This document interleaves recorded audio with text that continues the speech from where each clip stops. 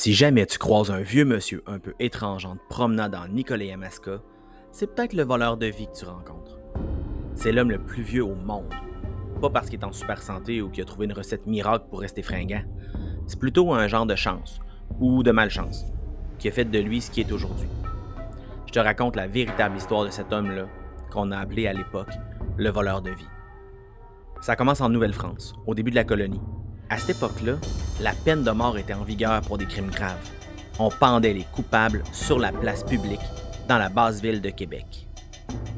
Un cultivateur de Saint-François-du-Lac, Jean Ratier, a été condamné à mort en 1680. Il avait été impliqué dans une bagarre où il avait bousculé une fille qui était tombée puis était morte. Jean Ratier était peut-être responsable, mais avant tout, c'était un accident.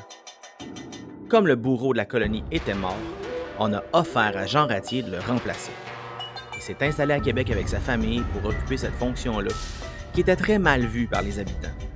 À partir de là, l'histoire officielle dit que Jean Ratier a été obligé, quelques années plus tard, de pendre sa propre femme, et qui est mort pas longtemps après, avant qu'un de ses fils soit à son tour déclaré coupable d'un crime et devienne le bourreau. Mais moi, je connais la véritable histoire, celle qu'on a cachée. Jean Ratier est pas mort, comme on le dit. Il s'est plutôt sauvé. La raison est simple. Il fallait pas que les gens voient qu'il vieillissait pas. Quand il a accompli sa première exécution, il s'est senti submergé par une étrange énergie. Et chaque fois, la sensation s'est répétée. Ses enfants grandissaient, sa femme vieillissait, mais lui, il changeait pas. C'était peut-être un tour du destin en lien avec la condamnation. C'est peut-être parce que le bourreau avait été puni pour un crime qu'il n'avait pas vraiment commis parce que c'était un accident. Mais personne ne s'explique réellement le pourquoi de la chose. Mais quand il a été obligé d'exécuter sa propre femme, il était exactement pareil comme le jour où il avait été nommé bourreau. Il n'avait pas vieilli, pas une ride, pas un cheveu blanc. C'était pas normal.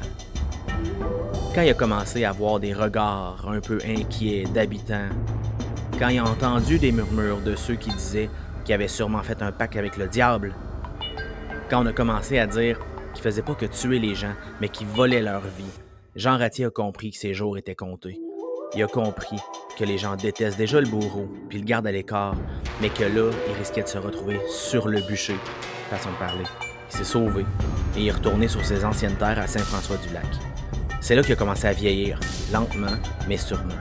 Il vivait à l'écart parce qu'il n'osait pas se mêler aux autres de peur qu'on remarque que son âge change à une vitesse anormale. Il a entendu parler de son fils Pierre, devenu bourreau à son tour, mais il n'est jamais entré en contact avec ses enfants, ni ses petits-enfants, ou leurs enfants à eux, ou même leurs descendants. Parce que depuis ce temps-là, Jean Ratier, le voleur de vie, il se promène dans les bois, dans les champs, il habite où il peut. Il est jamais malade.